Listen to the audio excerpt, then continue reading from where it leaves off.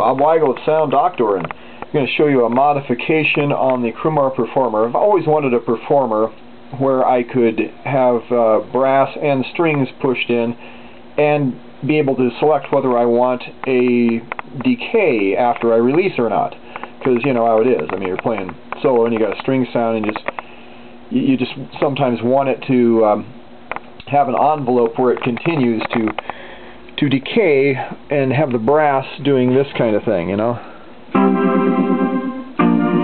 Get a nice punchy brass attack through my crummy little amp. Anyway, but here we have the way you do it.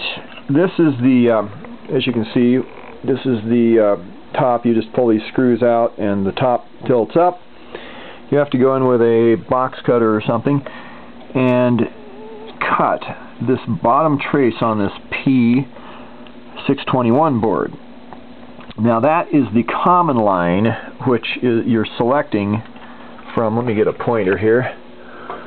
Well, that's not a very good pointer. Oh well, it'll have to do, I suppose. Okay, now you see these 3 pins here. 1, 2, 3 there. That center one is the one that goes all the way down to the bottom pin here. So that center one is the common, and you're switching between it touching that one and it touching that one. When you push the brass down, obviously this one touches that one. When you pull it up, this one touches that one. Now that one comes from the slider voltage that is set, the decay or the release slider. What do they call it on this thing? The sustain, yeah, sustain length. And just eat some watermelon. My mouth is really salivating. Anyway, swallow. There we go. That might help. Okay, this guy right here is the 3rd pin up, and that's the first one, and the second one is that one, and on this connector here. And actually, there's a pin down there that's not connected to any of those. Avoid touching that one, and slice this first one right in that area, and put a wire on it that goes to a little micro switch like that, perhaps. And I'm just going to put these right here, I think, and cascade them maybe. I've got 2 switches because it allows me to control also. Now this one, let me finish, controls the brass, and it will control whether you are selecting the default, which is restoring this cut trace. So I've got one going to this side, one going to that side, and then I have another wire, as you can see, that goes over to this wire here that touches the 3rd pin up, which is coming from the sustain slider. So even though in the when you push the brass down, you deselect that and you set it to a preset very fast release. But what I'm doing is I'm saying defeat that and send it back to the release slider for the brass. Okay, now what that does, that voltage is doing is it is a chain of switches that come from the sustain slider or the default. It's called on the diagram the SOF or SON. You'll see here the SOF and SON. The SON is the variable, which is up here going to the sustain length slider. Anyway, so the other one is just a preset coming from this Zener diode, 2-point-some volt Zener diode. They drew that backwards, didn't they? This is backwards. They made a mistake. Yeah, that should be reversed because it provides a 2.1 volt plus this drop here. They just saw those two in series and thought they had to draw them the same way. I'll correct that.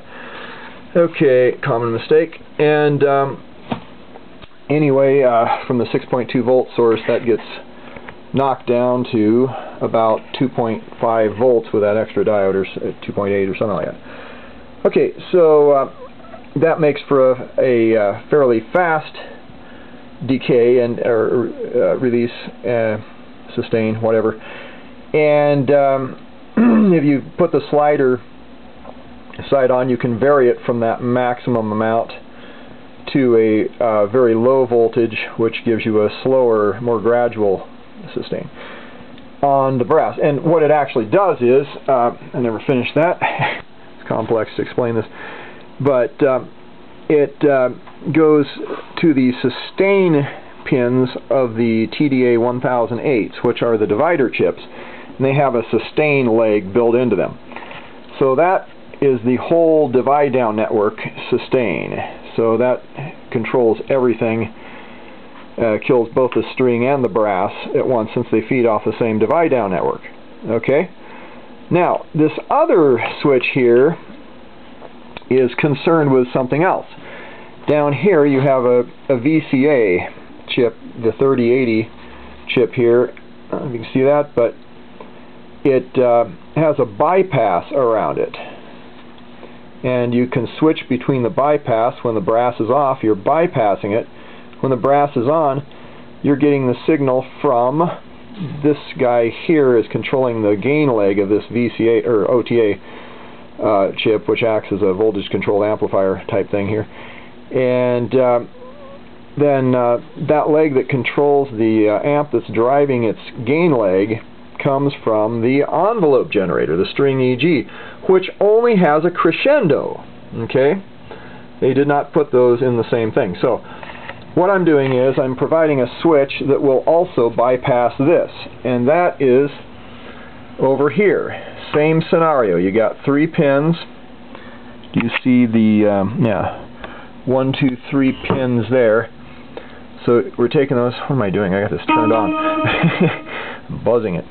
Okay, anyway, you go and cut the middle one. You have to just cut it right, the trace in the middle one. You just have to cut that trace, and you have to wire onto there and onto there. So your common one is over here, and your one of your outside pins on the switch is right here that you're wiring in. And then the other one you wire to this one that's on top here. Whereas, yeah, same thing as you did over here. Basically, they're both the top pin that you're wiring the other leg to, that you switch to in order to opt to have sustain. So, and that one, so is just bypassing the whole VCA, and it's allowing you to hear what the other one is providing for us for both parts instead of just one. So now we have option to have both parts sustaining, or we can turn the brass sustain off, and that will kill both of them. Or we can just turn off the string part individually by making it go through the VCA. So there you go. Now we have 3 different options on how to set that up, basically. Somebody did a nice thing on this one. This has the modification where they ran the shaft for the tuning thing up front. So I put a little knob there on that, and they plugged the hole in the back.